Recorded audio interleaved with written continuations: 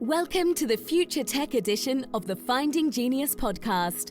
Forget frequently asked questions, forget common sense, common knowledge, or Googling for information. How about advice from a genius in their field instead? 95% of people in any profession are good enough to be qualified and licensed. 5% go above and beyond. They become very good at what they do, but only 0.1% are the geniuses of their profession. Richard has made it his life's mission to interview the geniuses of their fields in areas such as AI, 3D printing, quantum computing, blockchain and Bitcoin, and more. Don't miss out on amazing podcasts with geniuses. Review us on iTunes or wherever you listen, and go to futuretech.findinggeniuspodcast.com and subscribe today. Hello, this is Richard Jacobs with the Future Tech and Finding Genius podcast series. I have Dr. Swapan Akhilesh Dholakia. He's a board-certified neurologist and a sleep specialist, and we're going to be talking about sleep-type issues. So, Swapan, thanks for coming. You're most welcome. Pleasure to be here. Yeah, I know the sleep world isn't just one thing. So within it, what is your specialty and why? What do you focus on? Yeah, so I'm a neurologist and a sleep specialist. I completed my residency in neurology, and then I did a one-year fellowship in sleep medicine, focusing on sleep disorders in general. So my practice focuses on the whole spectrum of sleep disorders that we see, ranging from snoring to obstructive sleep apnea to insomnia, which is difficulty in initiating and maintaining sleep, to other less common sleep disorders like acting out dreams, sleepwalking, and restless legs. So those are some of the sleep disorders that we encounter. Okay, so within all the sleep disorders, which one do you feel like you're particularly good at improving because of your neurology bent? Yeah, so the most common sleep disorders that we encounter are sleep apnea and insomnia. So those are the bread and butter sleep disorders that we come across. As a neurologist, we commonly see this overlap between neurology and sleep, and sleep disorders tend to occur very commonly with other neurological problems. So we see disorders like narcolepsy and hypersomnia, in which individuals are very sleepy during the daytime. So we have a sleep lab in which we do tests to figure out whether a person has something like narcolepsy or idiopathic hypersomnia. And then, as I mentioned earlier, with increasing number of patients with neurodegenerative conditions like Parkinson disease, we see sleep disorders very commonly in these folks as well. So that's what my focus has been on. So yeah, why would hypersomnia is what? Just the person needs to sleep a lot or wants to sleep a lot or both? Let's talk about that a little bit. What happens there? Yeah, so with hypersomnia is basically a symptom in which a person feels excessively sleepy in the daytime. And there can be various reasons for this symptom. The most common being lack of adequate sleep at night. In fact, about a third of the entire population of the US does not get enough sleep at night. So that is the most common cause of excessive sleepiness. The other common cause for excessive sleepiness would be underlying sleep disorders like sleep apnea. So if a person stops breathing in their sleep and their sleep is being disrupted and they're not getting good quality sleep, then they may have this symptom of excessive daytime sleepiness. Sometimes excessive daytime sleepiness can be seen along with other medical and even psychiatric problems or mental health conditions like depression and anxiety. If we have ruled all of these out, some people are just very sleepy, and no matter how much sleep they get at night, they continue to have excessive sleepiness in the daytime. And one such disorder is called narcolepsy. And with narcolepsy, the brain is not able to sort of compartmentalize the sleep and awake states. So even when the person should be alert and awake in the daytime, sleep intrudes into this wakeful state and makes the person very sleepy. The other condition is called idiopathic hypersomnia. And idiopathic means we don't understand a whole lot about why these individuals are excessively sleepy. So even after we've looked for underlying sleep apnea, mental health problems, and anything else, any medications causing it, we're not able to find a specific reason for it. And these folks are just very sleepy. There is a lot of research going on in this area to figure out why these individuals are sleepy, but we still have some work to do in this area. So when you say hypersomnia, to what degree is someone wanting to sleep versus a normal person? Normal being, I guess, 6, 7, 8 hours a night. What do hypersomniacs do? Do they take naps all day long? Do they sleep in a huge 12-hour chunk? Like, what happens? Yes. So a normal individual needs about 7 to 8 hours of sleep, and that varies from person to person. But by and large, most of us need about 7 to 8 hours of sleep. So with someone with hypersomnia, such as narcolepsy, these individuals sleep for about 7, 8 hours, and then they wake up and they feel refreshed. But as the day progresses, they become very sleepy, and they have to take naps, and sometimes they inadvertently fall asleep, especially while performing monotonous activities like working on a computer or while driving, which can be extremely dangerous. So these folks with narcolepsy, even though they feel refreshed upon awakening, they then get sleepy during the daytime. The other condition is called idiopathic hypersomnia, and these folks tend to sleep a lot. They sleep for 10 or 12 hours at night, and despite that, when they wake up, they are not refreshed. They feel very tired and sleepy, and they continue to feel that way all through the day. And despite taking naps during the day, they still are not refreshed and continue to feel sleepy and tired. So that's the difference in the sleepiness that we encounter in individuals with hypersomnia. Well, do people that have hypersomnia, do they tend to have apnea or a lot of arousals? Like, I would think that you would characterize the nature of their sleep and see if they're having multiple arousals or apnea or snoring or something that disturbs them. Maybe that's why the sleep's not restful. Yeah, so that's a very interesting thought. And that's why the first step in someone who presents with hypersomnia or excessive sleepiness is to get a good history of whether they're getting adequate sleep. And the second step is to perform a sleep study, either in the sleep lab or a home sleep study, preferably a sleep study in the sleep lab, where we are able to find out if the person has apnea or they stop breathing and that's interfering with their sleep, or they're having a lot of arousal. Some people move their legs a lot, which is called periodic leg movements, and that can cause awakenings. But these individuals with narcolepsy and idiopathic hypersomnia do not have apnea or leg movements, which is disrupting their sleep. And that's why it's very interesting that these individuals do not have any sort of abnormal findings on the overnight sleep study, but they continue to be very sleepy in the daytime. So you can't tell during their sleep by observing it. They don't seem to have any arousals or problems with their sleep. They appear to be sleeping, go through the stages, everything looks okay, but they're awakening and they just don't feel well. They don't feel right. Correct. They don't feel rested. Correct. Yes. And then there is another test called multiple sleep latency testing. So with this test, what we do is we do an overnight sleep study to make sure that these individuals don't have sleep apnea or something else that we need to treat. And then these individuals stay in the sleep lab after they wake up in the morning, and then we keep them in the sleep lab, and they do 5 naps at 2-hour intervals. And we record their brain waves, and we monitor how quickly they're likely to fall asleep in each of those 5 naps. And then we calculate an average of how quickly they fell asleep.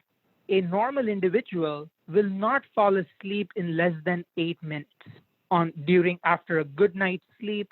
When they're tested during naps in the daytime, they will not fall asleep in less than 8 minutes on an average. These individuals with hypersomnia are very sleepy. And on an average, we find that they fall asleep in less than 8 minutes on those 5 naps. So that's how we are objectively able to measure how sleepy they are in the daytime. Oh, weird.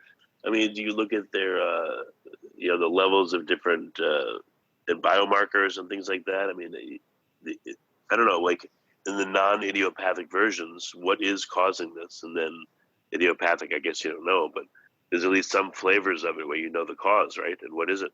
Yes. So luckily for narcolepsy, we know the underlying biomarker and the root cause of it. So in the brain, there are these chemicals or neurotransmitters, and one of them is called orexin or hypocretin. And that's a chemical which is produced and released in a very small area of the brain in the hypothalamus. And this transmitter is responsible for compartmentalizing awake and sleep states.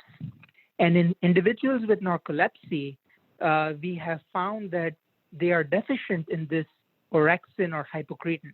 In fact, we can measure it in the cerebrospinal fluid. So sometimes we even pursue what's called a lumbar puncture, in which we analyze the cerebrospinal fluid. And in these individuals with narcolepsy, specifically narcolepsy type 1, have very low levels of CSF hypocretin or orexin. And we know that, because of the deficiency of this substance, these individuals are very sleepy in the daytime. In fact, what we find is that these individuals even get REM sleep during the daytime. Normally, REM sleep is seen only after about 90 minutes of regular sleep that the person goes into REM sleep. But in individuals with narcolepsy, we find that they get into REM sleep directly in even during wakefulness. So that's a biomarker which we have found in individuals with narcolepsy. With idiopathic hypersomnia, we still have not found specific biomarkers yet. So physiologically, what does it go after people? Is it more men than women? Is it older people, younger? Is it after a sudden trauma? Like, when does it tend to occur? Yeah, so most cases of hypersomnia are idiopathic. We don't know why they occur.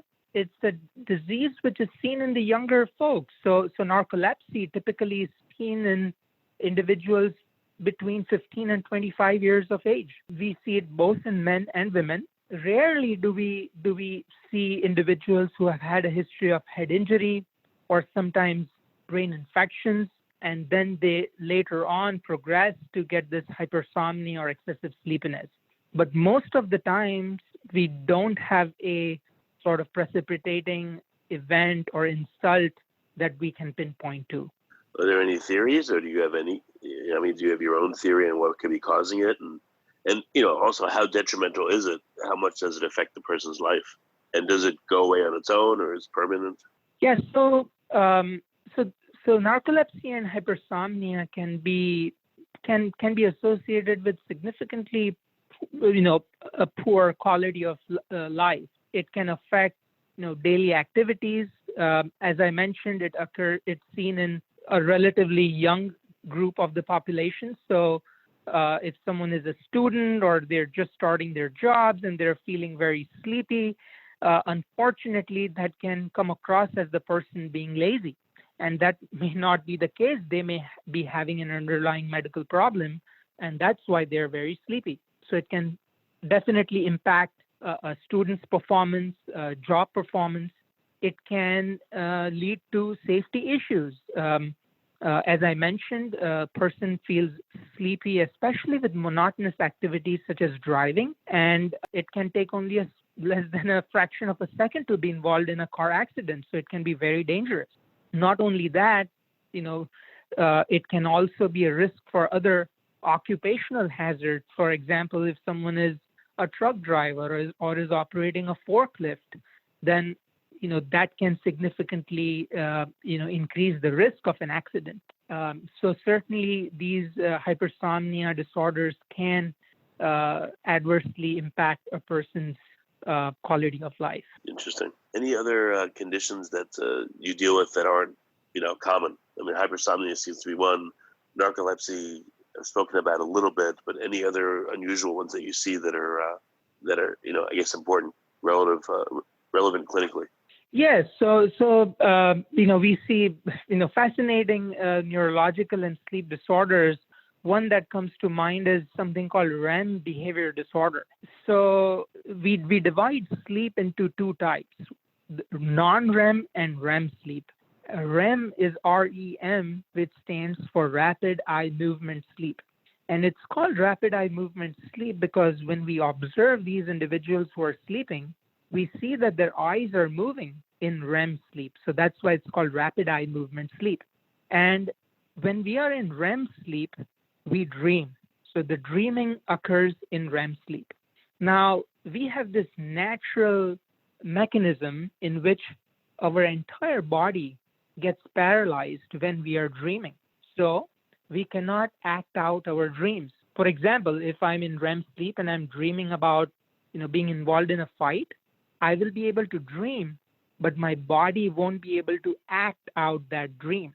So that's a natural mechanism, a safety mechanism that the body has. The respiratory muscles or the breathing muscles continue to work, so we are able to breathe, but we are not able to move.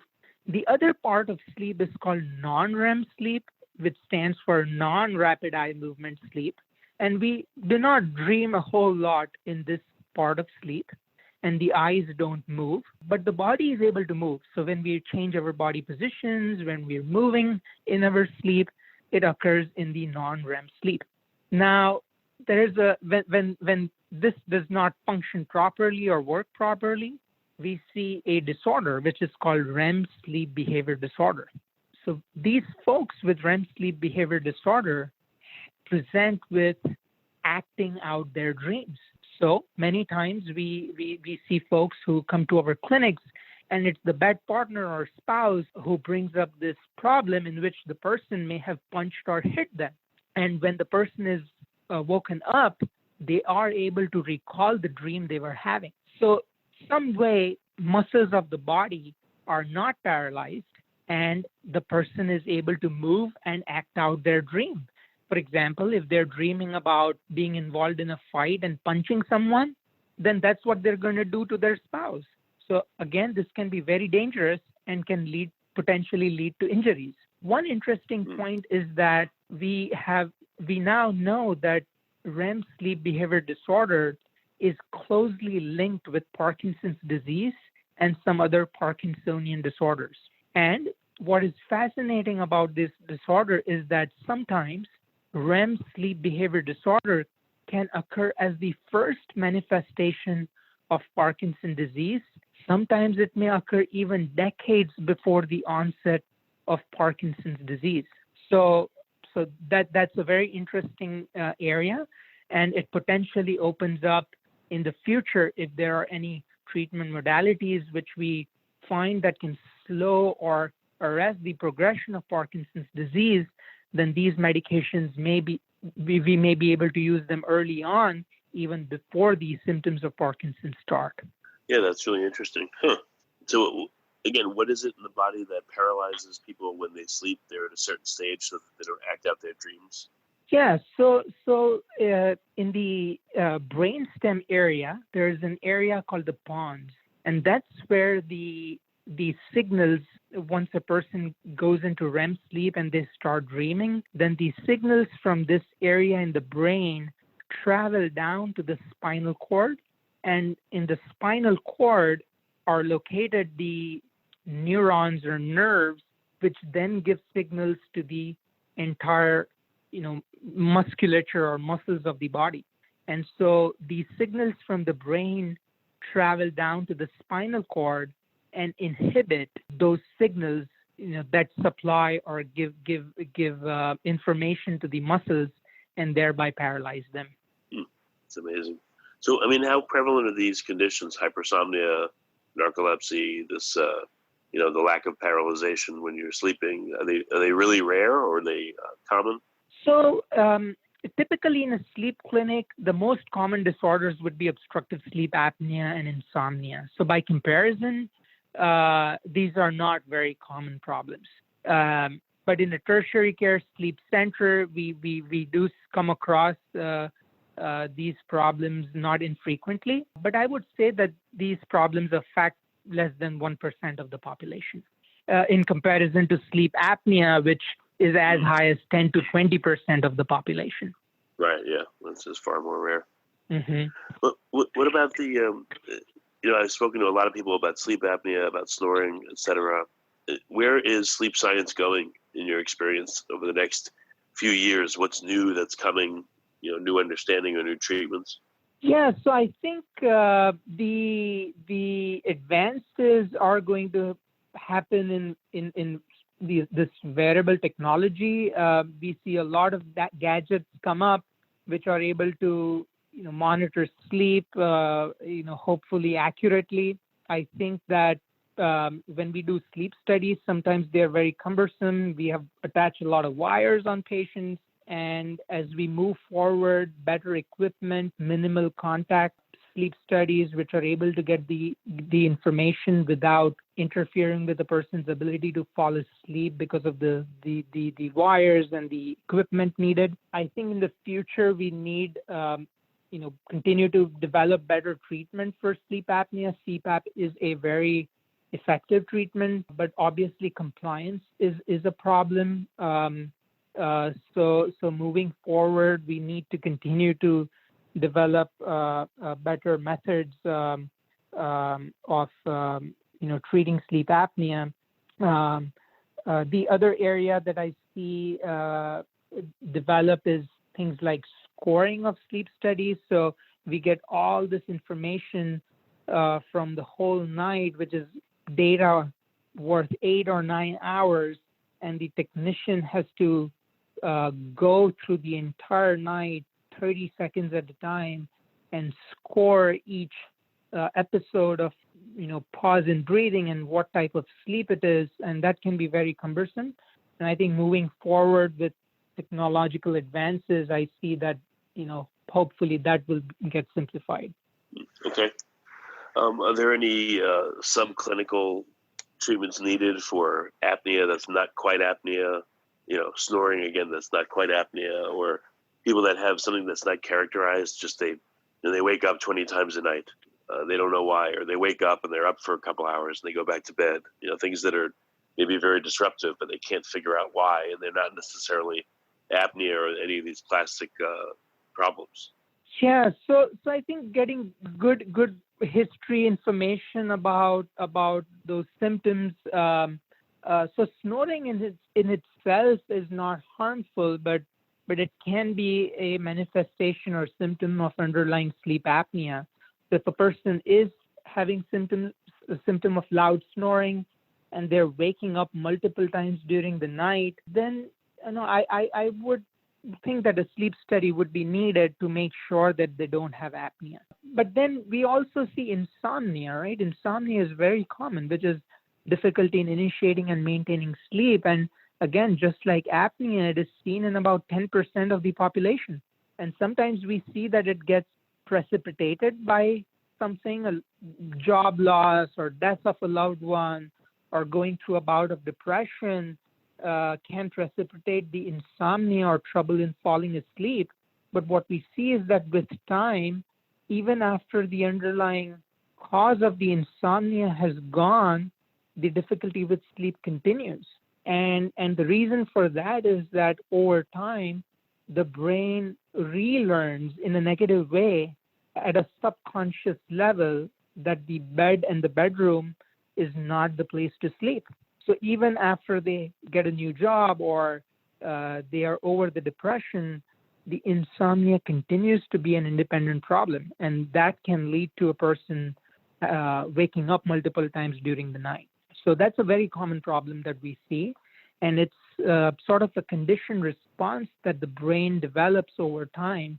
And it forgets that the bed is the place to sleep. In fact, it starts thinking that the bed is the place to stay awake.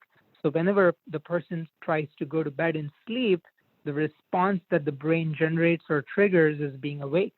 Yeah, I can see. It's something that would be very tough because of the. Interesting.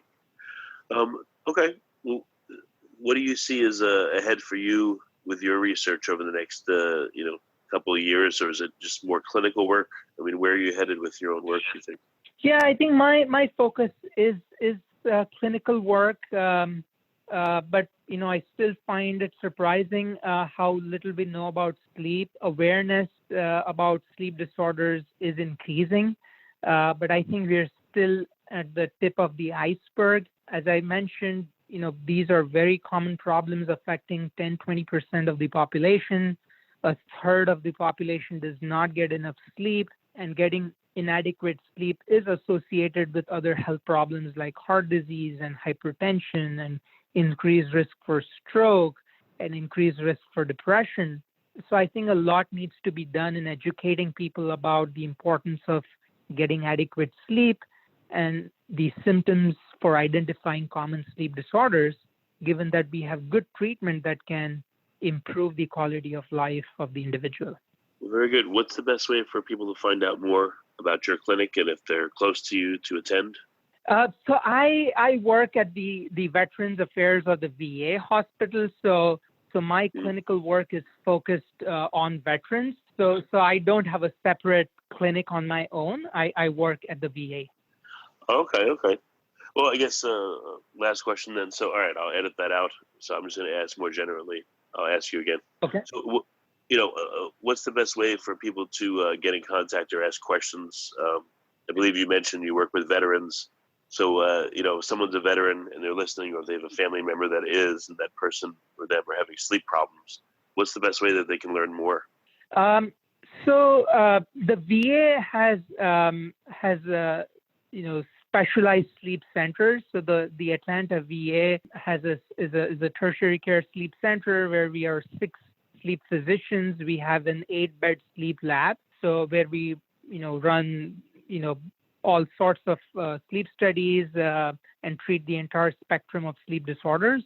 Some other helpful websites, I would think the American Academy of Sleep Medicine, their website has some educational resources. There's a new organization called American Alliance for Healthy Sleep, which is sort of an offshoot from the ASM that not only includes physicians, but also has patients as members. So that's an important educational resource as well. Well, very good.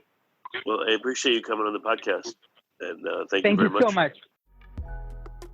You've been listening to the Future Tech edition of the Finding Genius podcast. This podcast is information only. No advice of any kind is being given. Any action you take or don't take as a result of listening is your sole responsibility. Consult professionals when advice is needed. Review us on iTunes or wherever you listen, and subscribe today by going to futuretech.findinggeniuspodcast.com.